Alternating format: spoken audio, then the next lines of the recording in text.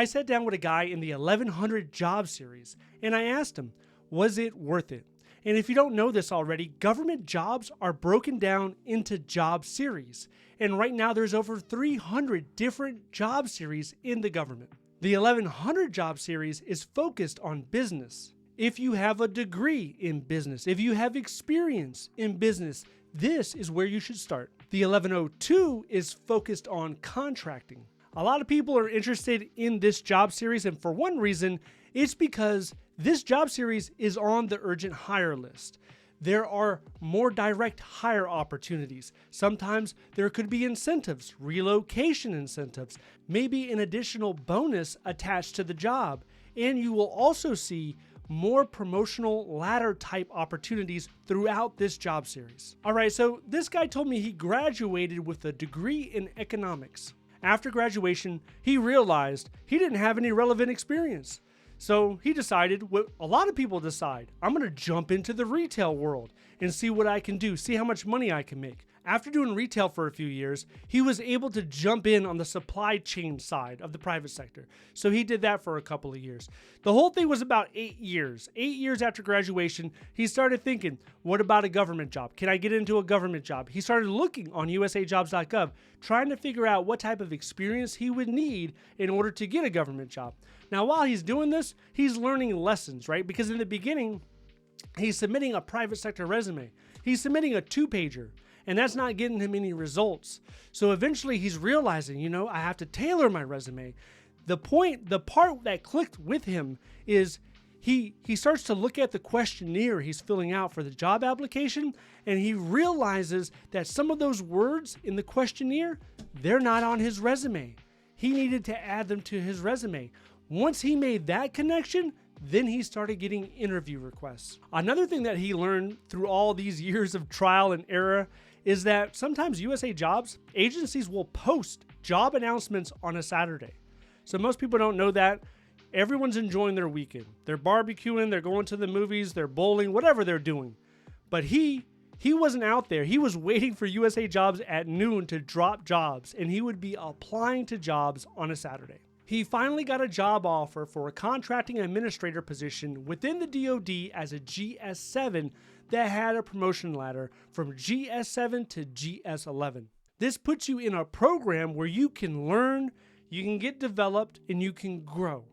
Now, not everybody can do this. I understand GS7 has a low salary, but he was willing to accept it. And when he got into the program, every 12 months he was promoted, because it goes out to GS11. So from 7 to 9 was 12 months. 9 to 11 was another 12 months. He also traveled around a lot. He traveled throughout California. He even went to Alabama. Now, the government pays for your travel. He went to Alabama to do classes, to complete a certificate, and then he came back to California. So that was one of the aspects that he enjoyed a lot about this program. There is a distinction when it comes to contracting administrator and contracting specialist. What he did is he worked on contracts after they were awarded. He called it post-award. That's when he would get the contract and he would review it. He reviewed it to make sure it matched what was in the computer system. And this was for all branches of military. So let's say the Navy wanted to change a quantity of an item they ordered. He would look through there and make sure that the terms and the conditions didn't change, that they were still applicable before that was able to be processed. He would then review the closing of contracts when everything was paid and shipped and it was time for the contract to close. In a typical month, he said it was not uncommon to review over 100 contracts. So he was kept pretty busy. And one of the downsides about this program, the development program, there were not many teleworking opportunities. Now, this could be because he's new, right? Before the pandemic, the new people, they didn't really get to telework that often.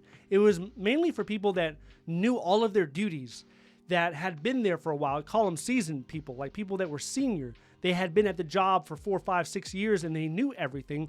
They would allow them more teleworking opportunities. Another part of his experience is there were not any overtime opportunities. He thought his work-life balance overall, it was pretty nice.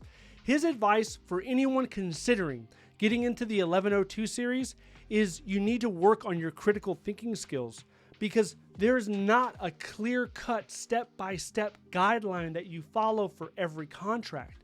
You have to almost develop your own system and use your own judgment when it comes to a lot of these decisions made with the contracts. He described a lot of his job duties like a puzzle and stressed that it's important to get a mentor. Once he made GS11, the tasks were getting repetitive. They were getting boring. He was looking around. He already reached the top of this position. The top of this position was GS11. So he's looking around wondering, what's next? How do I grow? How do I continue to challenge myself? And it was at this point where he had developed a relationship with a deputy in the DoD who ultimately assisted him in getting his next job. His next job, he would jump job series completely. He would no longer be an 1102. He's now a 0560, which is a budget analyst. And a lot of people that I talk to, they get fixated on one job series. They're like, I'm a teacher, I'm an instructor, so I'm a 1700. That's who I am. Your job series isn't your identity. You can change job series. You're not committed to that one job series. Just like him, he was an 1102. He analyzed numbers on a lot of these contracts. So that put him in a position where he can now be a budget analyst. The next question is, which one's better? You're an 1102, now you're a 0560 for a couple of years. Compare them. Which one comes out on top? And he said 0560 is better. And for him, the reason why it was better, there were clear guidelines. He didn't have to do a lot of guesswork. There weren't that many puzzles. He was able to accomplish his duties, and his overall workload was not as heavy. But overall, he did not regret coming into the federal government as an 1102. In fact, he would recommend others do the same, at least consider it if it lines up with your future objectives. As for him, he's a GS12 now, so once he meets time and grade, he's probably going to consider getting his GS13. Now, that might mean, once again, jumping job series. And from a 0560, you can easily jump to a 0343. So that might be something for him in the future. If you're still looking for a federal government job, I did a live stream recently, answered over a dozen questions about the USAJobs.gov website, about the federal hiring process, about different government jobs. A lot of these questions, they could be on your mind. If you're interested in that, I want you to watch this video next. If you would like to see more videos like this, please click like and subscribe. Thank you so much for watching, and I'll see you in the next one.